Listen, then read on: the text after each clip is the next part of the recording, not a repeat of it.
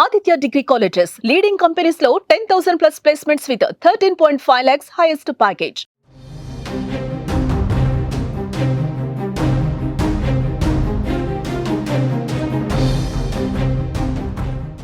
తెలంగాణలో మరో కొత్త సంక్షేమ పథకం అందుబాటులోకి రానుంది. చిన్నారుల సంక్షేమం కోసం బాల భరోసా పేరుతో మరో కొత్త పథకం తీసుకురానుంది రేవంత్ ప్రభుత్వం.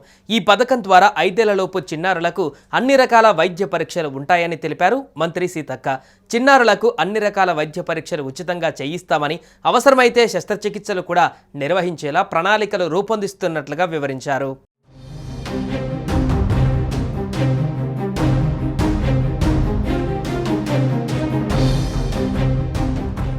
తెలంగాణ సచివాలయంలో కలెక్టర్లతో నిర్వహించిన సమావేశంలో మంత్రి సీతక్క ఈ వివరాలు వెల్లడించారు. బాల భరోసా పథకం అమల్లోకి వస్తే రాష్ట్ర వ్యాప్తంగా ఉన్న వేలాది మంది చిన్నారులకు ఎంతో మేలు కలగనుంది. చిన్నారుల అనారోగ్యం, ప్రైవేట్ ఆసుపత్రుల బిల్లులతో అప్పుల పాలవుతున్న తల్లిదండ్రులకు ఈ పథకం భారీ ఊరట కల్పించనుంది. కాగా ఈ పథకం పైన ప్రభుత్వం అధికారికంగా ప్రకటించాల్సి ఉంది.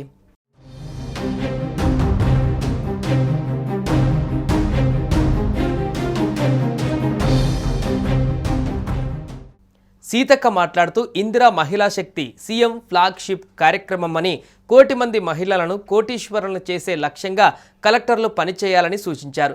తెలంగాణ రైజింగ్ 2047 సాకారం కావాలంటే మహిళా సంఘాలను బలోపేతం చేయాలన్నారు. మహిళా సంఘాలచే సోలార్ ప్లాంట్లు, పెట్రోల్ బంకులు ఏర్పాటు చేయించేలా కలెక్టర్లు కృషి చేయాలన్నారు. వాటికి అవసరమైన స్థలాలను తక్షణమే గుర్తించి పనులు ప్రారంభించాలని ఆదేశించారు. అక్టోబర్ 2న సోలార్ ప్లాంట్లు ప్రారంభించే లక్ష్యంతో కలెక్టర్లు ప్రత్యేక దృష్టి సారించాలని, ఇప్పటికే జిల్లాల వారీగా సోలార్ ఇన్స్టాలేషన్ కంపెనీలతో ఒప్పందాలు జరిగాయన్నారు. వారితో సమన్వయం చేసుకుని సోలార్ ప్లాంట్ల పనులు ప్రారంభించాలని, 22 జిల్లాలలో ఇందిరా మహిళా శక్తి భవనాల నిర్మాణ పనులను నవంబర్లోగా పూర్తి చేయాలని చెప్పారు. పంచాయతీరాజ్ ఇంజనీరింగ్ విభాగం అధికారులతో సమన్వయం చేసుకుని పనులను వేగవంతం చేయాలని, ప్రభుత్వ పాఠశాలలు, అంగన్వాడీ కేంద్రాలకు పేద పిల్లలు వస్తారని, కాబట్టి వాటి ప్రాముఖ్యతలను గుర్తించి కలెక్టర్లు పనిచేయాలని చెప్పారు.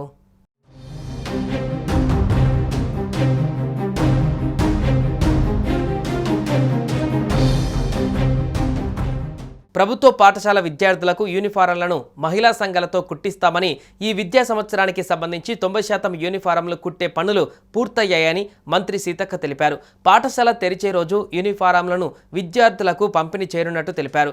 అంగన్వాడీలు ఈ నెల 11న తెరుచుకుంటాయని, అప్పటిలోగా కలెక్టర్లంతా వాటి నిర్వహణ ఎలా ఉందో పరిశీలించాలని సూచించారు.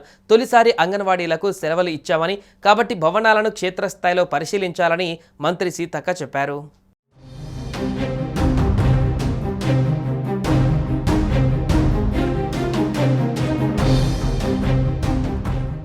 సుమన్ టీవీలో మీ పర్సనల్ అండ్ బిజినెస్ ప్రమోషన్స్ కోసం కింది నెంబర్కి కాంటాక్ట్ చేయండి.